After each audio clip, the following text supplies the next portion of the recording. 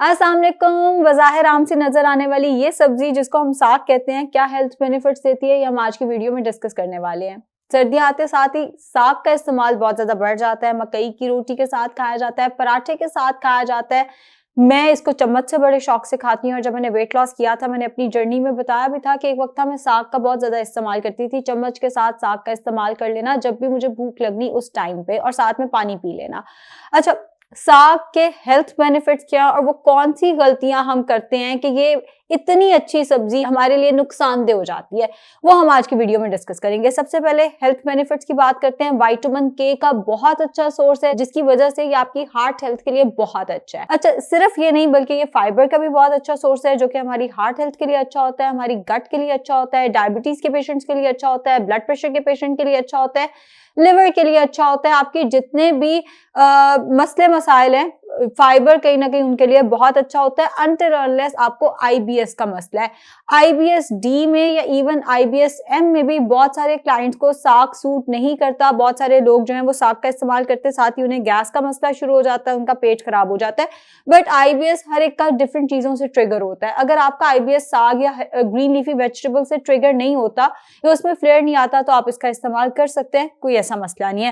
پھر as a sad diabetic patient کے لیے بہت اچھا ہے. اس کا گلائسیمک انڈیکس لو ہے, یہ آپ کو آپ کی شوگر کو سپائک نہیں کرتا, ایک دم سے آپ کا جو شوگر ہے وہ بڑھے گا نہیں اس کے استعمال سے. ہاں, اگر آپ اس کے ساتھ بہت زیادہ وائٹ فلاور کا پراٹھا کھائیں گے یا وائٹ فلاور کی روٹی کھائیں گے یا اس کے ساتھ کمبینیشن میں کوئی ایسی چیز کھا لیں گے جس سے شوگر بڑھے, تو ہمارے اینڈ پہ تھوڑی غلطی ہے. مگر اگر ہم اس کے ساتھ آدھی گندم کی روٹی کھائیں یا ایک گندم کی روٹی کھائیں یا چھوٹی سی مکئی کی روٹی کھائیں یا ملٹی گرین آٹے کی روٹی کھائیں یا چھوٹا سا پراٹھا, 1 سے 2 چائے کے چمچ آلیو آئل, 1 سے 2 میکسیمم لمٹ 2 چائے کے چمچ ہے آلیو آئل میں بنا کر, تو یہ کبھی بھی آپ کے شوگر کو بھی سپائک نہیں کرے گا, یہ کبھی آپ کو نقصان نہیں دے گا. ہاں, اس سے پہلے آپ نے یہ چیک کر لینا ہے کہ آپ کے شوگر لیولز کیا چل رہے ہیں. اگر آپ کی شوگر ہائی اینڈ پہ چل رہی ہے تو آپ نے روٹی اس حساب سے ایڈجسٹ کرنی ہوتی ہے. بلڈ پریشر پیشنٹس کے لیے بہت اچھا ہے. ایز اے سیڈ کہ فائبر کا بہت اچھا سورس ہے, اینڈ فائبر ہماری اوور آل ہیلتھ کے لیے بہت اچھا ہوتا ہے. ایون ہمارے جو دماغ ہے, ہمارے سٹریس کے لیے وہ بہت زیادہ اچھا ہوتا ہے, بیکاز گٹ اگر آپ کی اچھی ہے تو آپ کا برین صحیح سے فنکشن کرے گا. کچھ لوگوں کی گٹ ہیلتھ اچھی نہیں ہوتی جس کی وجہ سے ان کا جو برین ہے وہ صحیح سے فنکشن نہیں کر رہا ہوتا, یا وہ بہت زیادہ چڑچڑاپن محسوس کرتے ہیں, اریٹیبلٹی محسوس کرتے ہیں. ساگ اس کے لیے انتہائی فائدہ مند ہے. ویٹ لاس کی اگر بات کی جائے, کیلوریز بہت کم ہے ساگ کے اندر, اینڈ فائبر بہت زیادہ ہے. یہ کمبینیشن ایسا ہے جو آپ کو ویٹ لاس میں ہیلپ کرے گا. اب میں اپنی ویٹ لاس کی بھی بات کروں تو ایک ٹائم ایسا آیا تھا کہ مجھے ویسے ہی ساگ بہت زیادہ پسند ہے, اوپر ہری مرچ ڈال کے کھانا. مکھن نہیں میں ڈالتی ہوتی, نہ میرے گھر میں مکھن آپ کو نظر آئے گا ایسا. تو اماں کے گھر سے میں ساگ بنوا کے لے آتی ہوتی تھی, اور اس کو میں نے, یہ جو لوگ کہتے ہیں نا فریز کرنے سے اس کے نیوٹرینٹس ضائع ہو جاتے ہیں یا فریز کرنے سے وہ زہر بن جاتا ہے, ایسا نہیں ہے. تو میں اس کو فریز کر دیتی ہوتی تھی, پر مائکرو ویو کرنے سے بھی کینسر نہیں ہوتا کسی کو. سو مائکرو ویو کر کے میں اس کو چمچ کے ساتھ کھا لیتی تھی, اور ساتھ کیونکہ وہ ہری مرچ ڈالی ہوتی تھی تو پیاس لگنی, مرچ لگنی, تو میں نے ساتھ پانی پیتے رہنا. اور یہ میرا ایک میل ہوتا تھا پروٹین کے لیے. میں تھوڑی دیر بعد, فوراً نہیں, تھوڑی دیر بعد 1-2 کباب یا 1 انڈا ابال کے یا 2 انڈے ابال کے, ڈیپینڈس کہ اس سے میرا پروٹین کا انٹیک کتنا ہوا ہے اس حساب سے کر لیتی تھی.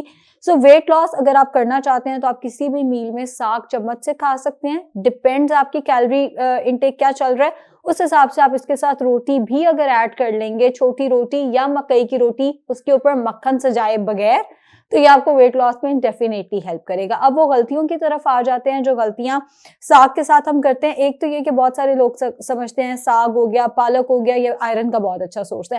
نو ڈاؤٹ ساگ اور پالک جو ہیں یا گرین لیفی ویجیٹیبلز آئرن کا اچھا سورس ہوتے ہیں, مگر ان کے اندر جو آئرن کی بایو اویلیبلٹی ہے وہ بہت کم ہوتی ہے, وچ مینس یہ آئرن کا اتنا اچھا سورس نہیں ہے جتنا ہم ان کو سمجھتے ہیں, بیکاز آئرن ہے مگر بایو اویلیبلٹی نہیں ہے.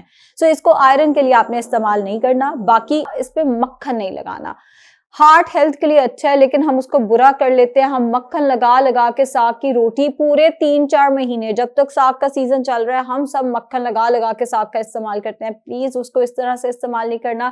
وہ فائدے سے کہیں زیادہ نقصانات دے گا. وہ ویٹ گین کی وجہ بنے گا, وہ کولیسٹرول کی وجہ بنے گا, وہ بلڈ پریشر کی وجہ بنے گا, وہ ڈائبٹیز کی وجہ بنے گا. ویٹ گین ایک دفعہ ہو گیا پھر تمام مسئلے مسائل, ایون گھٹنے کی درد بھی لوگوں کو ویٹ گین کی وجہ سے شروع ہو جاتی ہے. پلانٹر فیشائٹس, پاؤں میں درد رہنا, وہ بھی ویٹ گین کی وجہ سے ہوتا ہے. آپ کی ہڈیوں میں درد رہنا, آپ کے پٹھوں میں درد رہنا, وہ بھی ویٹ گین کی وجہ سے ہوتا ہے. اینڈ اگر آپ مکھن کا ضرورت سے زیادہ استعمال کریں گے تو یہ سارے مسئلے آپ کو آئیں گے ہی آئیں گے, یہ کہیں زیادہ آپ کو نقصان دینے لگ جائے گا. اب اگر آپ نے اس پہ مکھن نہیں رکھا مگر آپ نے مکئی کی روٹی یا آپ نے پراٹھا ساتھ ایسا لیا جس کو آپ نے مکھن کے اندر تل ہی دیا یا اس کے اوپر اگر آپ نے مکھن رکھ لیا تو بات پھر وہی ہو گئی. یہ والی غلطیاں جب ہم کرتے ہیں تو ہم کہیں نہ کہیں اس کے فائدے سارے ضائع کر دیتے ہیں اور ہم نقصانات کی طرف چلے جاتے ہیں. اگر فائدے کا پلڑا اتنا بھاری ہے تو نقصانات کا اتنا بھاری ہو جاتا ہے, تو پھر فائدے تو کم ہی رہ گئے اس کیس میں. اس طرح سے پلیز اس کو استعمال نہ کریں. ایک اور غلطی جو میں نے لوگوں کو کرتے دیکھا ہے وہ یہ ہے کہ ساگ بنا لیتے ہیں پورے ہفتے کا, اب پورے ہفتے وہ ساگ ہی کھائے جا رہے ہیں. یہ بھی غلط ہے. Access of any thing is bad. آپ ضرورت سے زیادہ کوئی بھی چیز استعمال کریں گے تو وہ غلط ہے. جیسے میں نے ابھی بتایا کہ میں اماں کے گھر سے ساگ لے آتی تھی, میں نے اس کو فریج میں نہیں رکھا ہوا تھا کہ میں نے پورا ہفتہ اب ساگ ہی کھاتے رہنا ہے, بیکاز آپ نے ایک ہی طرح کی ڈائٹ پہ نہیں رہنا. مونوٹنس ڈائٹ پہ اگر آپ رہیں گے تو آپ کو نیوٹریشنل ڈیفیشنسیز شروع ہو جائیں گی. ڈائٹ اپنی بدلتے رہا کریں, سالن اپنا بدلتے رہا کریں, کس چیز کے ساتھ روٹی کھا رہے ہیں اس کو بدلتے رہا کریں تاکہ آپ کو پروٹین بھی ملے, آپ کو ڈفرنٹ طرح کے نیوٹرینٹس بھی ملے. تو ساگ ہفتے کا اگر بنا بھی لیا تو اس کو فریز کر لیں, بعد میں آپ اس کو ڈی فروسٹ کر کے کھا سکتے ہیں. یہاں پہ میں ایک بات دوبارہ آپ کو یاد کراتی چلوں کہ مائکرو ویو کرنے سے یا چیز کو فریز کرنے سے وہ کینسر نہیں بن جاتی یا اس کے نیوٹرینٹ ضائع نہیں ہو جاتے. فریز اگر آپ نے صحیح طریقے سے کیا ہے, بار بار بجلی نہیں جا رہی یا وہ ڈی فروسٹ نہیں ہو گیا بیچ میں, تو آپ کوئی بھی چیز فریز کر کے استعمال کر سکتے ہیں, اس میں کوئی حرج نہیں ہے. شکریہ.